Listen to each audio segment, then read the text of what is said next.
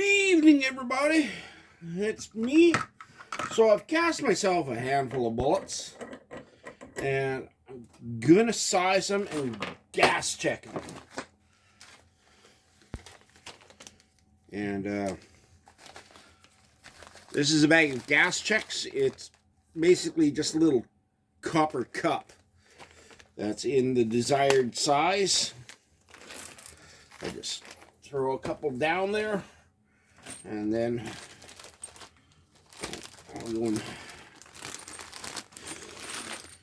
take some of these. And these are some 357 Siggrass. A friend of mine picked up for me at the range. Guess I'm not getting them all would be the appropriate thing to say. So I'm just simply taking my 312 bullet,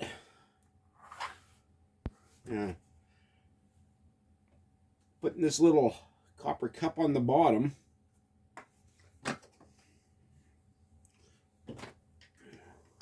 putting the piston in,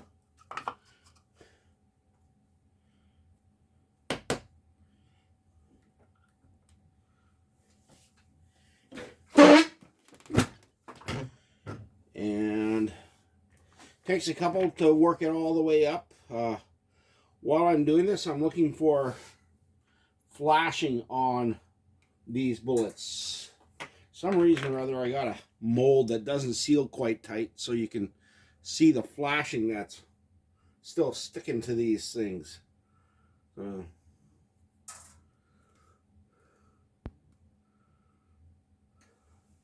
But for the cost per bullet, I can live with that.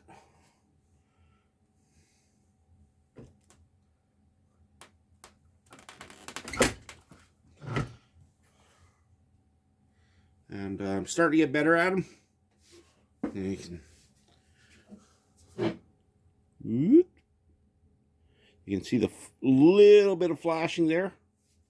But that gets taken care of when I go shove it through the sizing die.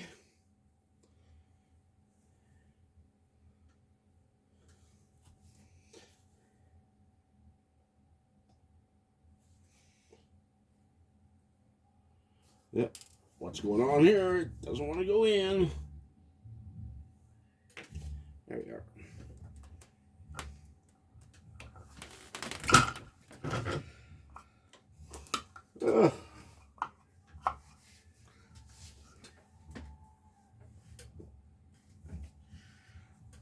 And out it comes.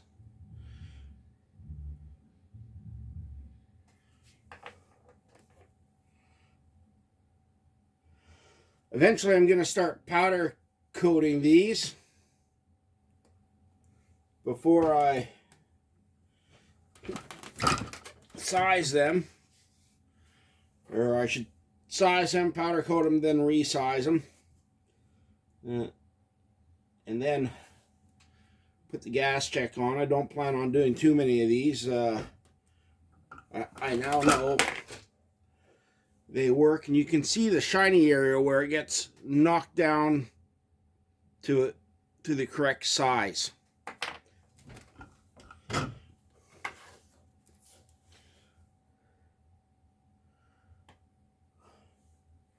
that also ensures that the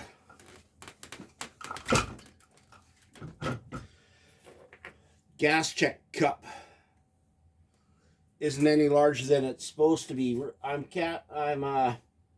sizing these down to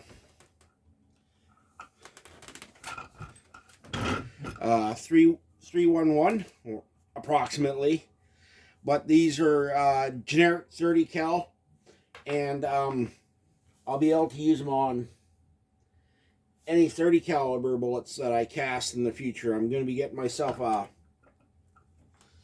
170 grain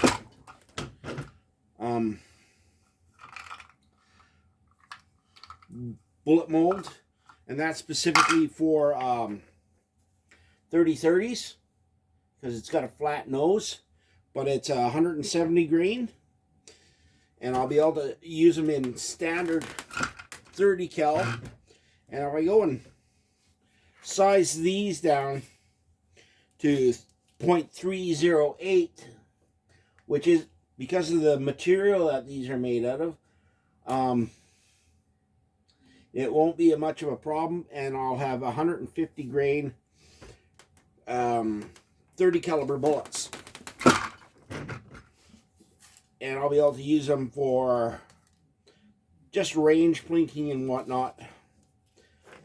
See, there's a massive piece of flashing.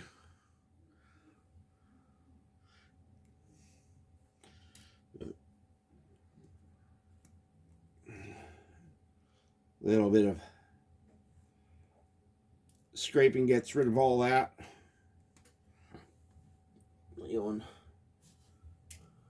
Put the little copper cup down, put this on top of it, and then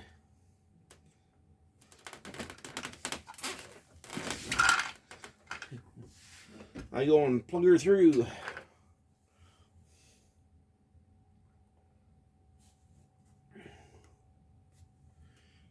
I'm just doing up enough that I can load a magazine or two, do some chronographing, and then I'll go from there.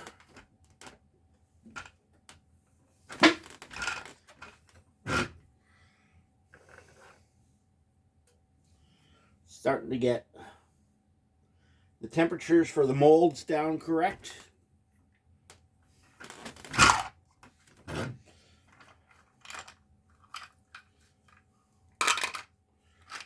And that goes a long way to helping casting these.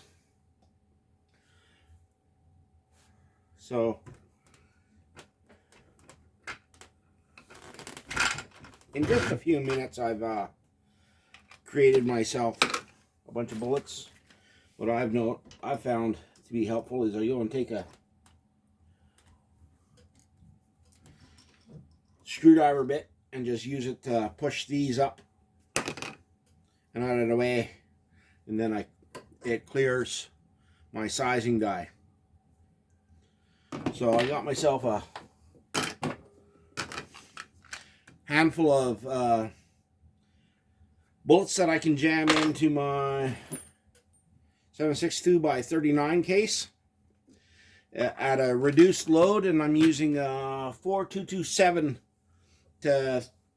to powder them, and I'm using it, like I said, a very conservative charge, and you are going to have to look up your own numbers, because that way I'm avoiding all legality about it all. But this is the powder I'm using.